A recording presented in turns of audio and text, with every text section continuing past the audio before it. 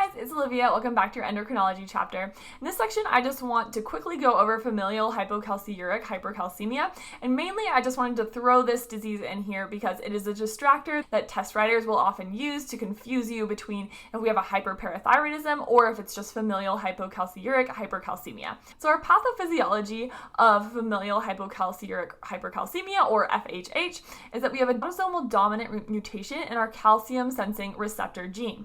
So our calcium sensing receptor gene is going to code for the calcium sensing receptor on our parathyroid glands and also in our kidneys. This is a G-coupled receptor, and the job of this receptor is to sense how much calcium is in the blood and then tell the parathyroid glands if we have too little calcium or too much calcium.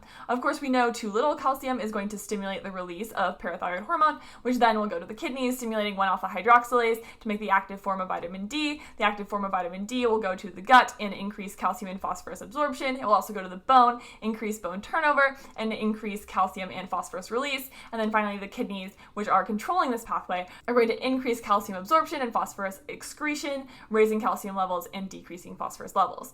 That's what happens in normal physiology. When we have this autosomal dominant defect in our calcium receptor gene, however, this means that our G-coupled calcium receptors in our kidneys and our parathyroids are going to be ineffective.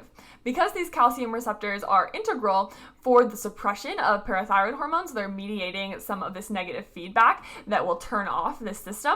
When we don't have these functional receptors, then we are going to get to uncontrolled increased parathyroid hormone release and increased calcium due to the downstream effects of parathyroid hormone. This presentation is going to be hypercalcemia, and it's usually asymptomatic, so it's usually just noted on incidental blood work. And right now, you may be thinking to yourself that this sounds indistinguishable from primary hyperparathyroidism, which also occurs at our parathyroid glands, and we're going to see increased parathyroid hormone and also increased calcium. However, the key distinguishing lab value here is a decreased 24-hour urine calcium, which you will only see in FHH and not primary hyperparathyroidism. Additionally, the presentations are a little bit different in the fact that our presentation for FHH is going to be asymptomatic, whereas with primary hyperparathyroidism, you can have a lot of complications, primarily bone complications. You're not going to see those with FHH, and that is the reason with FHH, you do not actually have to treat this condition. This condition is benign, it does not require treatment, and so you should not do anything drastic, certainly not a parathyroidectomy if someone has FHH,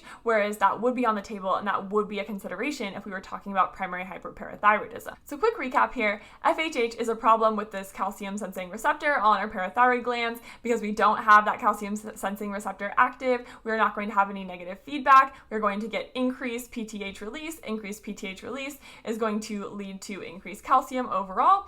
The key thing that distinguishes this from primary hyperparathyroidism is the decrease in 24-hour urine calcium, and that is what you should be looking for to distinguish FHH from primary hyperparathyroidism. FHH is also going to be asymptomatic, and thus it does not require treatment. Now, how do they ask you about this on a board-style question? Well, something they might ask is, a 26-year-old woman presents for her annual physical, routine blood work reveals elevated calcium. Further testing reveals increased PTH and decreased 24-hour urine calcium. What is the most appropriate therapy for this patient's underlying condition? So our patient is asymptomatic, she has elevated PTH, and she also has decreased 24-hour urine calcium. That is a classic presentation for FHH. And because that we know that FHH is benign and also asymptomatic, this patient does not actually require intervention, and the best treatment is just observation. Now, I hope this video was helpful, and I'll see you next time.